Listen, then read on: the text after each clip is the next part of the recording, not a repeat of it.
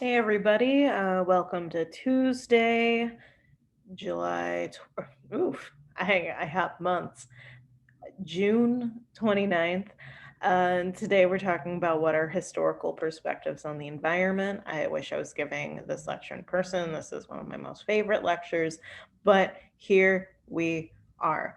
Um, just as a reminder, we only have 3 lectures this week because we are recognizing and remembering Juneteenth on Monday the 28th as a university. So we do not have lecture for then, but we do we do have lecture on that Tuesday, and maybe you are I don't know when you're watching this, but this is our lecture for Tuesday, June 29th. So where does environmental thought begin? Probably at the very beginning of the human experience, which very few things, there are very few things where that can be said. Our first and oldest example, even older um, than the cave in the Anthropocene Reviewed that you listen to, is the Chauvet Cave. So the Chauvet Cave is one of the most important archaeological finds of the past half century and was discovered in southern France in 1994. So it contains a collection of paintings which come from around 30,000 BP, depicting Ice Age fauna from the periods in which the artist or artists lived. So this is just a reminder. This is just to say people have always marveled at their environments. And also, humans have always been a part of ecosystems and the larger system of systems, which we've been talking about, working on and with whatever materials they could see. And that impulse has not changed, and our ability to live and manipulate the land really has, especially in the last 150 years. But but yeah, we humans have always been working with the land. So, a quick note, much of the material covered in this lecture is focused on the global West. So, particularly men of means. This is not accidental. This is because many of the experiences and opinions of those who are not global Western men of means have not been reflected and captured for the most part in such a holistic way, especially in longer history. So women, I just have to say, women and people of color have always experienced nature. There are just far fewer sources um, to know that can speak to, that can um, that can surely say exactly what they thought about it. So, for more information, you can consider this book. It's a classic, Carolyn Merchant's The Death of Nature, Women, Ecology, and the Scientific Revolution. Or for more information, you can take my class ES 184, which is in session B. In this book, she talks about nature as female. So the sun is this productive male, earth is a receptive female, and mother and female imagery is a form of ethical control. So as women are subjugated, so is the land. This premise is a foundation for ecofeminism, which again, consider taking ES 184 if you're more interested in learning about. So, with this in mind, the living earth ought not to be pillaged or raped, according to ecofeminists, because the dominion of nature is a net metaphor for the dominion of women, and the subjugation of nature to market forces also caused a psychological shift in the population as they began to experience nature as altered and manipulated as machine technology. So, again, women, people of color have always experienced nature. However, in some ways, very similarly to the land, they have been exploited bodily. So, Again, that is a deep rabbit hole that we can explore together in 6 weeks of session B if you are interested. So, again, we are in the global West, and for most of this global Western history, philosophers such as Aristotle here assumed that nature was a timeless, divinely ordered balance. So, most trees, if they bear too much fruit, wither away after the crop when nutriment is not reserved for themselves. And this seems to be what happens to annuals, as leguminous plants, corn, and the like, for they consume all of their nutriment to make seed, their kind being prolific, and some fowls, after laying too much, so as even to lay 2 eggs in a day, have died after this. For both the birds and the plants become exhausted, and this condition is an excess of secretion of residual matter. A similar condition is the cause of the latter sterility of the lioness. For the first birth, she produces 5 or 6, then in the next year 4, and again 3 cubs, the next year down to 1, then none at all, showing that the residue is being used up and the generative secretion is failing along with the advance of years. Also, generally, there was a widespread belief that when bad things happen, such as flood or drought, that the gods, heavens, or ancestors were angry. So this is a plague of hail as illustrated in the 1890 Hoffman Bible.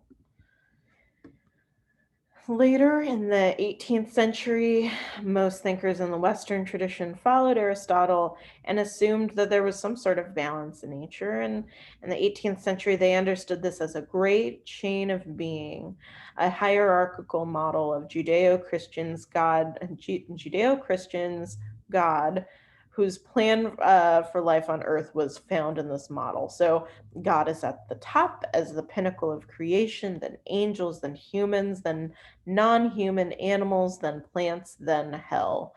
As a plant lover, I disagree. I think that they should be a little further from hell, but that is just my opinion. Um, but yeah, so there was an order, and then with the in the 18th century, there was a push to understand and organize it. And this is really similar to the Linnaean taxonomy, but I think I'm getting ahead of myself because everything changes with the scientific revolution, or they at least begin to change. So, as late as the 18th century, naturalists like Linnaeus, father of the binomial taxonomic system, argued for a divinely ordered nature. So, according to Linnaeus, there are only as many species as the infinite being produced diverse forms in the beginning. So, scientists in the scientific revolution are, in a way, making science, making religion both work together and work for them. This is also, of course, displayed in art. Here is an example called The Peaceable Kingdom by Edward Hicks. So this is in early mid 19th century, and it's another example of this balance in nature idea that continues.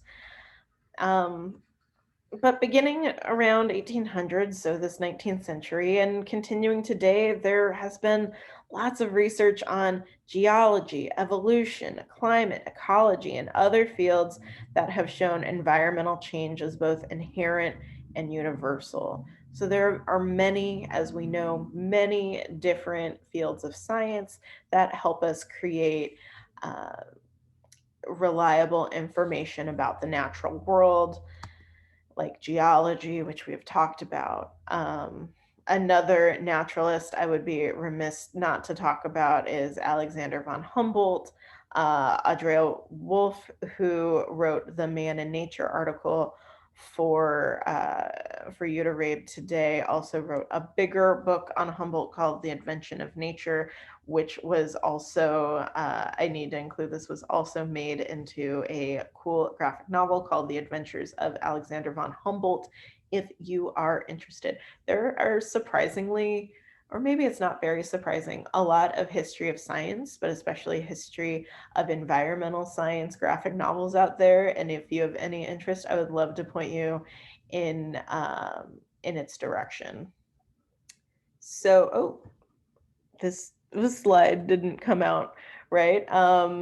But we also have George Perkins Marsh, which you can also you hopefully read about in the Agile Wolf piece, who is comes a little later than Humboldt, and he writes this groundbreaking book called Man and Nature. Again, sorry, the slide did not turn out. You should be able to see a picture of him. But I guess it is kind of beautiful, or maybe correct in a sense, to have a person to have a scholar covered up by their most famous book. After all, um, yeah, I won't wax poetic, but there is, as somebody who is working on a book, there is something kind of beautiful about that. Okay, I'll stop. Another idea that we have to think about in the history of environmental thought is, of course, evolution. We will talk a bit more about evolution and its issues, the issues that follow it, when we talk about Garrett Hardin. But, evolution, we have Darwin. And by the mid 19th century, most naturalists embrace more of a dynamic view of nature rather than one that is balanced and more still. And this is because they knew environments changed, and even with Darwin's work, they didn't ne- they didn't necessarily know why or how. They just knew that it did. Again, we have Alfred Russel Wallace, who worked with Darwin to write the first paper that introduced the theory of evolution by natural selection. We talked about this a couple lectures ago, but just as a reminder, we also have artists who are writing and painting and creating these different images of balance, but also but the romantics in this case of both England with Shelley and Byron, but also American with Thoreau and Whitman, are creating and publicizing a sense of awe about nature. They are encouraging their readers or their viewers to take a moment and to actually think about, to actually question what is nature, to get lost in its beauty and its wonder, and to think about why it is so beautiful and wonderful, and what does it say about us. So here is a reading of Walt Whitman's Song of the Open Road and Song of Myself, performed by one of my favorite comedians, Bill Murray. Instead of playing it here, I will provide a link after this lecture for you to watch it. It is, I think, very, very beautiful. And I encourage you to read more of Walt Whitman. He is a bit of a problematic favorite. It was recently found a couple years ago that uh, he has said racist things, and that has to be acknowledged. But also in the history of environmental thought, I would be remiss to not include uh, some of his writings, because especially Song of Myself speaks to an almost spiritual connection that he, as a speaker in the poem, has with nature. And it's really powerful to environmental thought that follows. We also, of course, have another problematic favorite here, which is John Muir, also guilty of saying racist things. But he founded the Sierra Club in 1892. The Sierra Club was one of the first groups of its kind. It was the first group of its kind. Others quickly followed in Northern California to talk about redwood conservation. Of course, I would plug that in there. But the Sierra Club was the first, and they advocated for the creation of Yosemite National Park, but they also participated and continue to participate in making and in creating and making even more public lands today. But they have been active since 1892. Um, as the 19th century becomes the 20th century, we see the development of a discipline of human geography, one of the most powerful in the field is Carl Sauer, whose Man in Nature, America in before the days of the white man, um, considers what it means for a human to be in nature. It consider human geography more generally considers cultural. It can include cultural geography. Can consider how people, and as I've described it, all of their cultural garbage is are part of ecosystems, and in turn part of um, the bigger system of systems. We also have to include here a history of science. So Thomas Kuhn, pictured in the fun glasses that I personally have a lot of respect for, wrote The Structure of Scientific Revolutions, in which it talks about how scientists and scientific knowledge has developed over time, and how it has developed over time, and how information changes. If we had more time, I would have assigned part of this for you to read. We did not. But if you have any interest in the roots of how science works, or at least the first stab at it, I definitely encourage you to check out Thomas Kuhn, especially his book, The Structure of Scientific Revolutions, or just send me an email when I'm out of the redwoods. I would love to talk to you about it.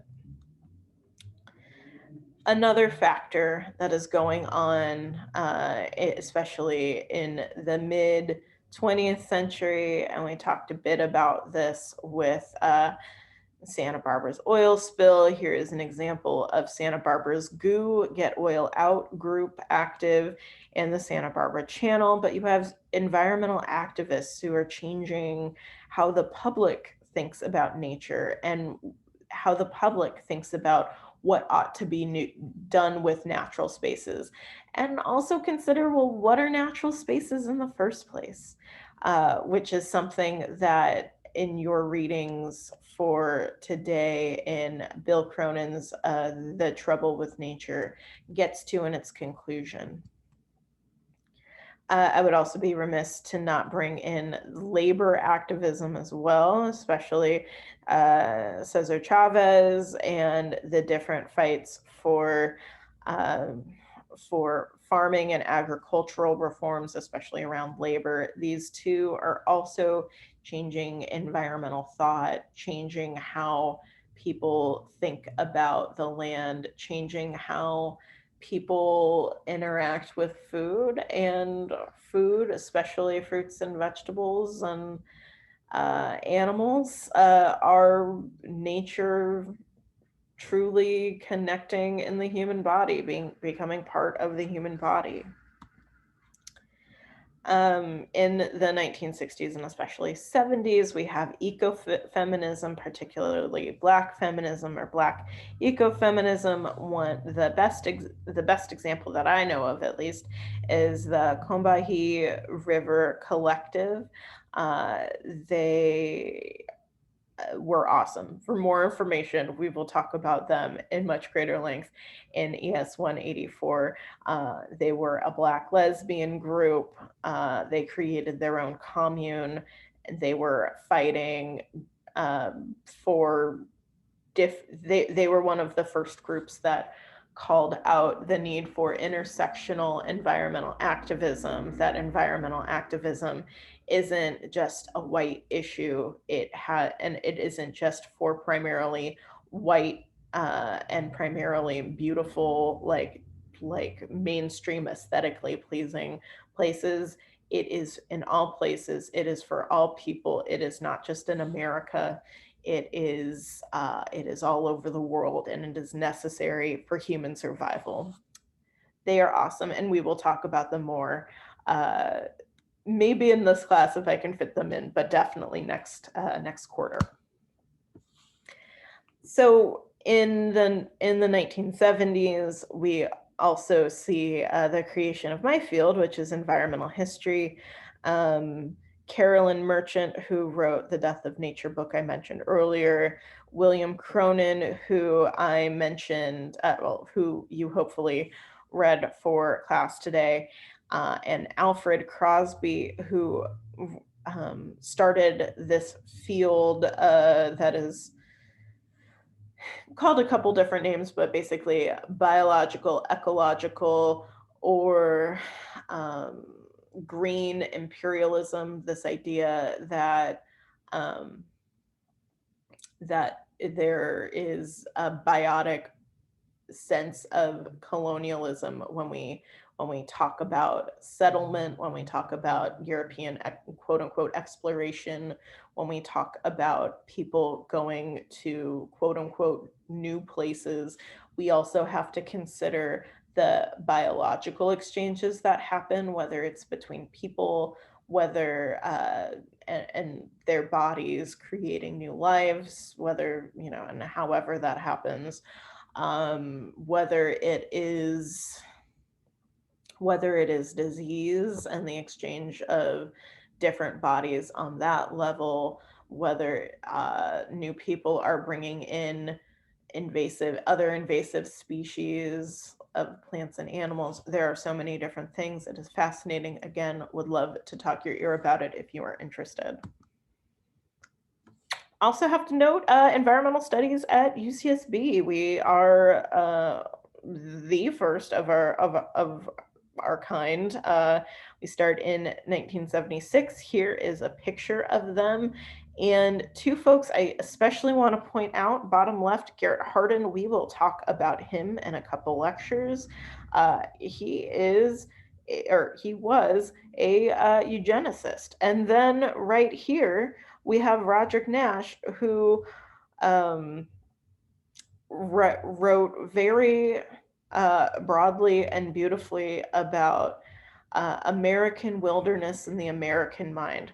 So, uh, interesting faculty meetings, likely to say the least. But environmental studies truly, really began, at least as we understand it now, understand it interdisciplinary narrowly, especially between humanities and sciences, um, at UCSB in 1976. In the 90s, we have different, really big cultural upsurgence in considering being green globally, so much so that in 1992, the UN held a conference on environment and development in Rio de Janeiro.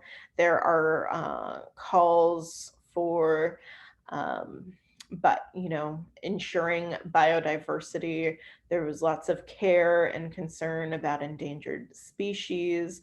There were starting to be concerns about climate change, and people were actually not shutting themselves off about it and not thinking about it as a political issue and more as an issue of survival. Um, Climate change is the face of climate change in the 90s and early 2000s, of course, is Al Gore. He creates the documentary An Inconvenient Truth. He gets a lot of flack for it. He has been a cultural punching bag for decades now, not just because of climate change. There was also debate about whether or not he said that he invented the internet. Uh, he has always cared about the environment, but he takes up this cause when he loses his bid for the presidency, and he is grilled for it, especially by um, members of his rival political party. So he is a Democrat, and his rivals are Republicans. Republicans in the 90s and early 2000s, of course, are enraged is not the correct word. What word am I thinking of? 9/11 creates lots of political changes that makes Al Gore's status as a nerdy punching bag even more fraught, and potentially is part of the reason why climate change, part of the reason, not the entire reason, and we'll get to that later, but part of the reason why climate change becomes politicized in the ways that it does at the beginning of the 21st century. As the 21st century continues, there are jobs in sustainability, there are calls for more sustainable energy that really start to get underway, and that in turn, even with the politicization of climate change and thinking about the world and concern with the environment generally being a crunchy hippie sort of habit, there are still jobs to be had, and in some ways sustainability starts to become more mainstream in the late around 2008 to now, really. So for next time, you're going to watch What If We Stopped Pretending. I also want you to read Native Knowledge for Native Ecosystems and read NASA Facts. For the next lecture, you have a PowerPoint. You will not have me talking you through it just because it is very text heavy, and I'd basically just be reading that to you anyway. So you have the PowerPoint for you. So for next time, you are considering what is evidence and what makes compelling arguments. Thanks so much and have a great day. Bye.